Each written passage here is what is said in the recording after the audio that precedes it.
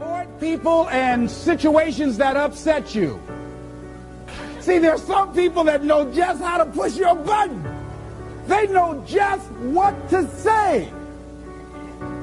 But I'm not going to expend any energy arguing with anybody. Life is too short, ladies and gentlemen, and unpredictable. I don't want to spend my time arguing with anybody, so I avoid situations that will get me upset. I don't argue with people. Draw the line, ladies and gentlemen. There are certain things that we just go through life just taking, and at some point, you just got to draw the line and just say enough is enough. You got to do that with yourself. One negative stroke is 16 times more powerful than a positive stroke.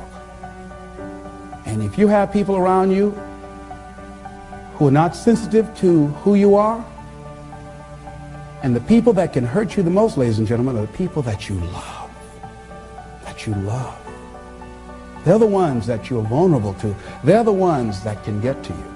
And if they're insensitive, I don't care who they are. See, if you don't draw the line with people, if you just let them run rampant in your life, and you let things happen to you that you don't feel good about, if you continue to allow it to happen, you won't feel good about yourself. Your image of yourself will erode. So you've got to draw the line. Why do people just go to a job where they're miserable, day in and day out? Why do people stay together and they're miserable, sleeping in separate rooms, or arguing, or the only thing they have in common is paying the bills? Don't talk, don't communicate, don't share anything together. Day in and day out, as short and unpredictable that life is, being mean to each other. Why do people do that? Known hells are preferable to strange heavens because it's familiar. See, life is rough, ladies and gentlemen. It's rough and it's scary. It's scary growing. It's scary taking a chance. It's scary acting on your intuition, on your guts. It's scary. It's frightening. There are people that are tolerating things right now, and they're immobilized by fear. They can see the hammer coming, and they're afraid to even move because it's scary. To go against the dominant thinking of your family, friends, and those people you associate with every day is perhaps the most difficult act of courage you will ever perform. See, when you start growing, when you start changing the way you walk, the way you talk, the way you act, the way you respond to things, the way you use your time, when you start saying, no, I can't do that. Why? You're too busy. You don't have the time. No, I have my own agenda. So if people can put you on a guilt trip, they will. And use you and abuse you over and over and over again. You got to draw the line. You have to draw the line on them. Don't go through life feeling like you're powerless. Victims are people that are powerless. You're not powerless. You are powerful. You direct the power in your life. Whatever your life is right now, it is a duplication of your consciousness. It's a result of how you have decided to use your power. That's all it is. That's not who you are. That's just a perverted use of your power that you aren't satisfied with. And you've got the power to change that. Wherever you are, how, I don't know. But I know you've got the power to do that. But you don't know what has happened to me. It really doesn't matter what has happened to you. See, the only thing that really matters is what are you going to do about it? That's all that matters. That's all that matters. You can allow it to destroy you, or you can allow it to build you up. We never get to a level where we feel that there's nothing else for us to do, that we've achieved a certain number of goals and we figure that we're through. No. You don't want to stay there and celebrate too long like a lot of people do. They do something they consider outstanding. They go around talking about what they used to do. See, let me tell you, I used to do this and I used to do that. Excuse me, used to be's don't make no honey. What are you doing now? You're still here breathing. That means you've got some more to give. Doesn't matter how old you are. Doesn't matter about where you are. Doesn't matter about what you have. Doesn't matter about what you've done. Life is about growing. It's about being productive. It's about stretching. It's about challenging yourself. So you start looking around and decide, hey, what else do I want to do? What got me here? It's a time for celebration, but also a time for reflection. What got me here? What worked? What did not work? What do I need to do to repeat so that I can get the same kind of results in other areas of my life? If the goal is to improve my health, if the goal is to improve my relationship, if the goal is to improve my income, if the goal is to improve something in society, what is it I need to do? Now, don't get confused with what you do with who you are. Don't trip. Don't go on some type of ego trip about talking about how bad you are. None of us do anything by ourselves. Develop an appreciation for external support as well as good fortune, because all of those things play a role.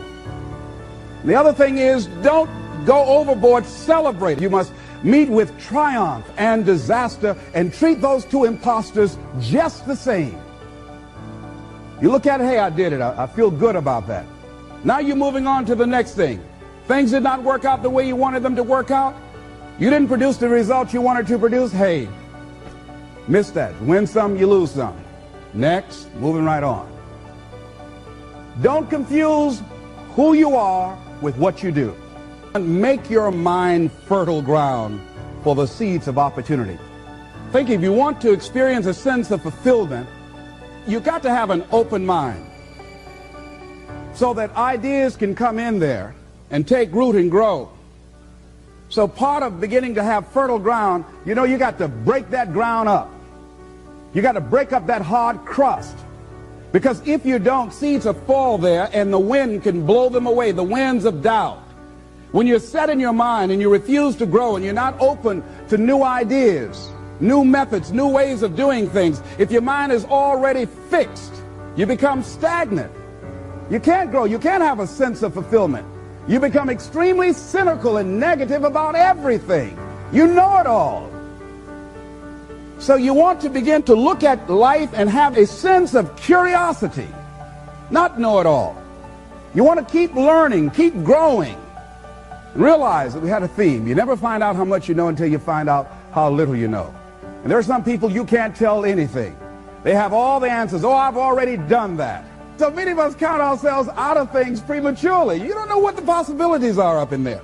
So you want to be open, you want to continue to learn, you want to continue to grow, you want to begin to know that there are unlimited ideas out here waiting for you to latch on to them. And if you don't take advantage of them when they come your way because you're so closed-minded, do understand somebody else will. And we've all had ideas that we did not act on and looked around and somebody else had the idea and gone with it. So be open and receptive. Become involved in life. Live your fantasy. Most people go through life not living their fantasy, sitting up in the bleachers, looking out on the field, looking out into the arena, wishing that they were down there, just fantasizing, seeing themselves running with the ball. Decide to live your fantasy. See, in life, you can go through life, you can come up with reasons or you can come up with results. You can come up with excuses or you can come up with achievements. You can go through life blaming or you can come up with solutions. The choice is in your hands, satisfaction or despair. We can choose that. So look at your life and decide what it is that you want to do that will give your life a sense of worth. Someone said that your life worth is measured by your accomplishments and not by your complaints. You want to have a fulfilling life? Decide not to make your life predictable. So some people, their lives are very predictable. They got a little routine, they do that and they follow that day in and day out, day in and day out. You don't get much juice and happiness out of life like that if you are predictable. You want to change it up. Variety most certainly is the spice of life. Here's something else. Want to create a greater sense of fulfillment? Challenge your fears. Challenge them. Look those fears in the face and take them on.